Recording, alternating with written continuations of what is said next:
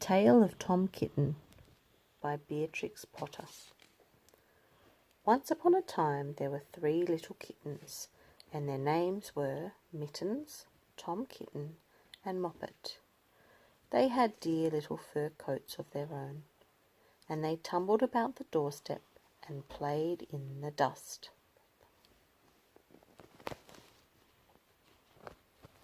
But one day their mother, Mrs. Tabitha Twitchit, expected friends for tea. So she fetched her kittens indoors to wash and dress them before the fine company arrived. First she scrubbed their faces. This one is Moppet.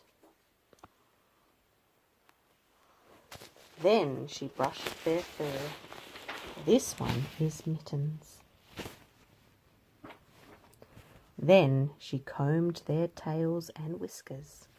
This is Tom Kitten. Tom is very naughty, and he scratched.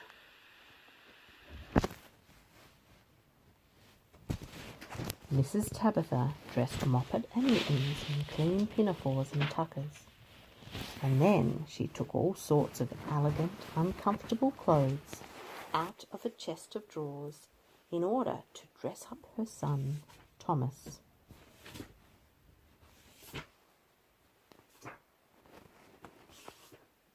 Tom Kitten was very fat, and he had grown. Several buttons burst off. His mother sewed them on again. When the 3 kittens were ready, Mrs. Tabitha unwisely turned them out into the garden, to be out of the way while she made hot buttered toast. Now keep your frocks clean, children. You must walk on your hind legs. Keep away from the dirty ash pit, and from Sally Hennypenny, and from the pigsty, and the puddle ducks. Moppet and Mittens walked down the garden path unsteadily.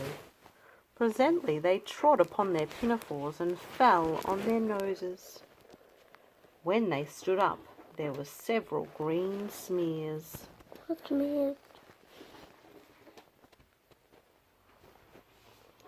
Let us climb up on the rockery and sit on the garden wall, said Moppet.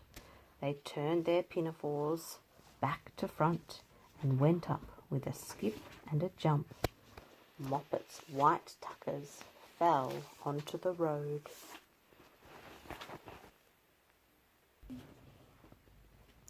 Tom Kitten was quite unable to jump when walking upon his hind legs in trousers.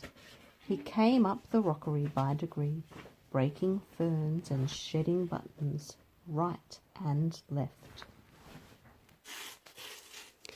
He was all in pieces when he reached the top of the wall.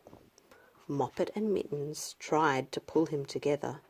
His hat fell off, and the rest of his buttons burst.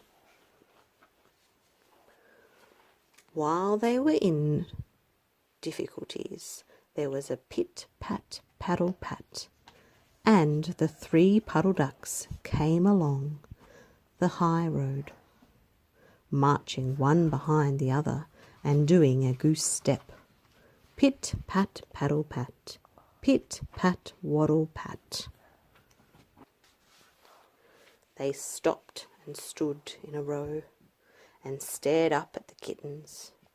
They had very small eyes and looked surprised. Then the 2 duck birds, Rebecca and Jemima Puddle Duck, picked up the hat and tuckers and put them on. Mittens laughed so hard she fell off the wall. Moppet and Tom descended after her. The pinafores and all the rest of Tom's clothes came off on the way down. "Come, Mr. Drake Puddle Duck," said Moppet. "Come and help us to dress him. Come and button up Tom." Mr. Drake Puddle Duck advanced in a slow sideways manner and picked up the various articles. But he put them on himself. They fitted him even worse than Tom Kitten. "It's a very fine morning," said Mr. Drake Puddle Duck. And he and Jemima and Rebecca Puddle Duck set off up the road, keeping pit, pat, paddle, pat, pit, pat, waddle, pat. Then Tabitha Twitcher came down the garden and found her kittens on the wall with no clothes on. She pulled them off the wall, smacked them, and took them back to the house. "My friends will arrive in a minute, and you are not fit to be seen. I am affronted," said Mrs. Tabitha Twitchit.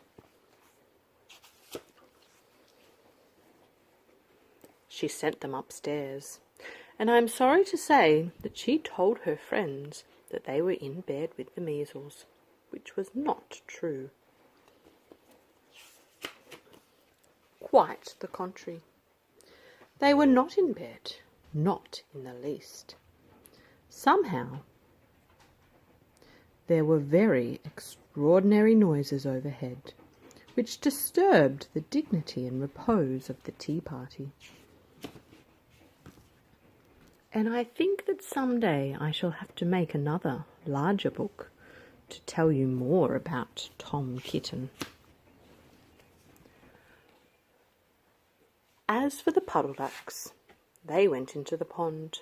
The clothes came off directly because there were no buttons. And Mr. Drake Puddle Duck and Jemima and Rebecca have been looking for them ever since.